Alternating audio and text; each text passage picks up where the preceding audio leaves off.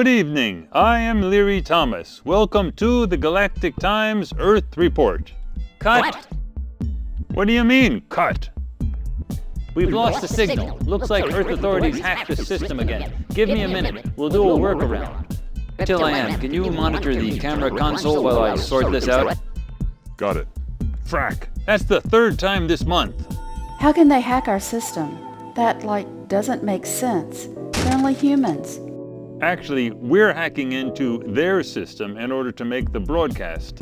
So they're hacking our hack. Since it is a human system to begin with, they can do it if they keep trying. Who's they anyway? Some kind of spy agency?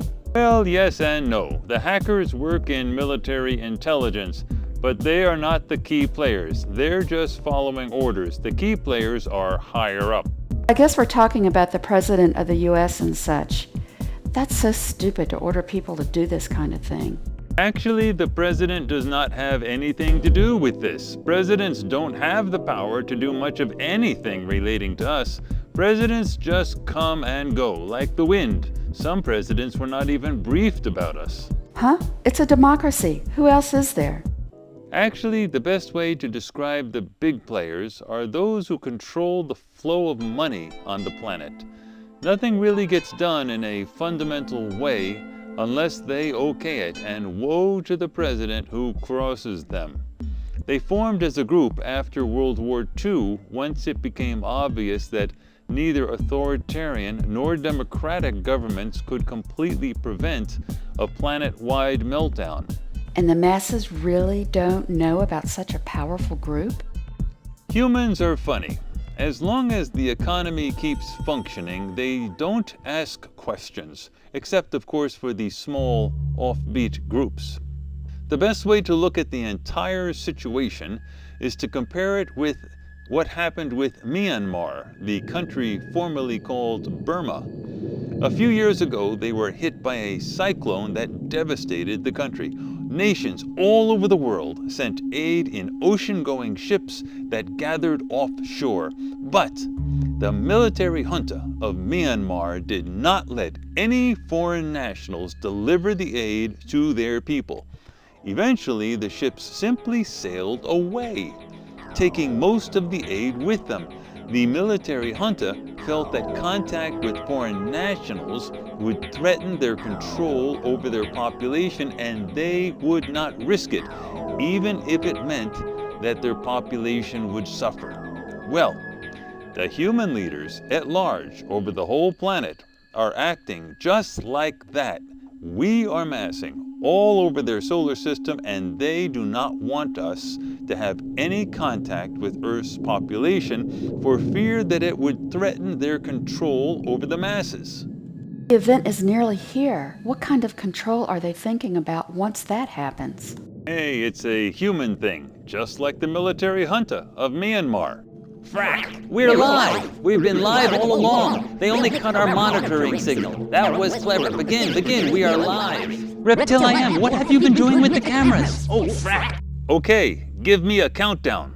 No, just begin. We're live. Frack, I told them we should pre-record these things. Okay, live is live. Good evening. Welcome to the Galactic Times Earth Report. We have a special treat for you today. Tonight's broadcast is about the year 2012, a year that you are all very interested in, the end of your Mayan calendar. We sent RT to June 1st, 2013, so we can see what is happening a bit after December 2012, getting a peek around the corner, so to speak. This report complements a remote viewing study conducted at the Far Sight Institute relating to that exact day. Trudy Spheron explains more. Trudy?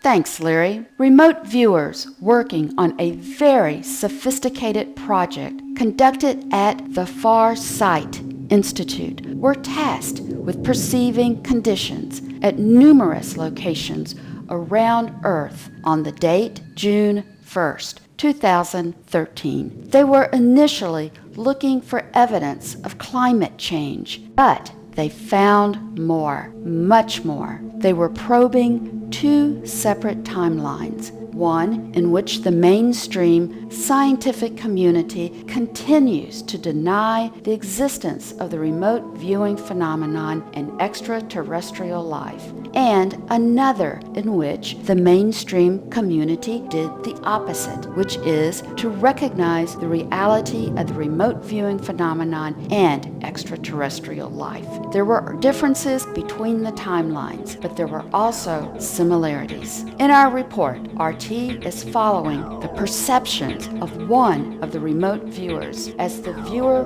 witnesses a major coastal city in the first timeline where mainstream science continues to deny the reality of remote viewing. As always, to keep this a live report, RT's report is shown here for the first time, completely unopened by anyone. And now, on to RT. This is RT.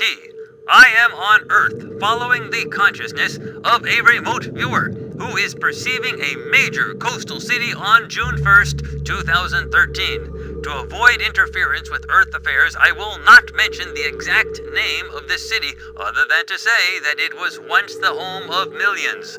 The remote viewer is perceiving this target totally blind, as always, which means not having any prior knowledge of the target when remote viewing.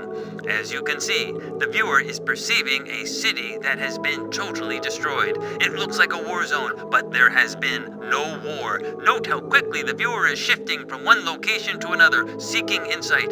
The viewer is searching for people, hoping to go into their consciousness to find out what happened here. But there are no people. The buildings are empty. There is nothing left here. The cause of the destruction is not clear to the viewer, but the aftermath is overwhelmingly obvious. The viewer is now noticing some of the garbage on the street. Many years from now, when surviving humans try to understand what the culture was like in places like this, they will find things like this: t-shirts, baseball bats, and even old DVDs, like this one labeled The Kardashian Sex Tape. From clues like this, anthropologists will try to understand a once mighty culture. Leery, you need to have a word with RT. This is a general audience show. Well, cultures will be cultures. I guess this is the long and short of it. Let's move on to our commentators, Reptil.i.am and Grey Dude. Grey Dude, what do you think of this timeline? Is this the most probable future for humanity? We live in a truly probabilistic and free will universe. We create new possibilities when we bring information from the future back to the present, as RT and the remote viewers have just done, and then act on that information. Humans do not currently understand the physics behind this, and they will eventually be surprised to find out that many probable futures exist simultaneously. Thus, you are really asking if this future that the remote viewers and RT describe is the most likely for the bulk of humanity, as it is currently configured, and the answer is yes and no. If everything stays basically as it is now, then much of humanity will witness, either directly or indirectly, a future very similar to the one described by the remote viewers. Moreover, this future does not evolve well as we move forward in time. On the other hand, as I have mentioned in our last report, if a small group of mainstream scientists soon issue a declaration that remote viewing is a real phenomenon, then there will be a catalytic reaction that will spread throughout nearly all of humanity in very short order, and the future shown here by RT and described by the remote viewers will be significantly different.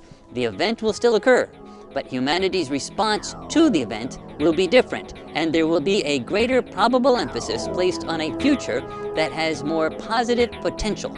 Remote viewing is the only means currently available to humans where information about possible futures can be directly perceived. Without that knowledge, humanity is in a very difficult position. And how are we with that group of mainstream scientists? Any news? They are still debating whether or not to issue a statement. They are aware that if they do issue a statement about remote viewing, there will be widespread calls for a demonstration of remote viewing. We are also watching the remote viewers who collaborate at the Farsight Institute. They are fully organized and waiting for an opportunity to demonstrate remote viewing to a world audience, should a world audience desire to see this. Okay, well, Reptil.i.am, any thoughts? Leery, the mainstream scientists are dilly-dallying in a typically human manner. In my view, Grey Dude is really expecting too much of the humans. Let us face facts. If we do not intervene to control their affairs, they will crash into the event with brutal force. In many areas, they will be a species whose memories will be known only to the few scientists who dig up their remains. You refer to the future anthropologists that RT mentions. What do you think of the artifacts that RT finds? What will the future think of modern-day humanity? The t-shirt? Well, trivial clothing, really. Obviously, humans needed to wear something. The sports items? Yes, some insight into recreational activities. Now the DVD recording? Well, at least something in the collection will be truly memorable.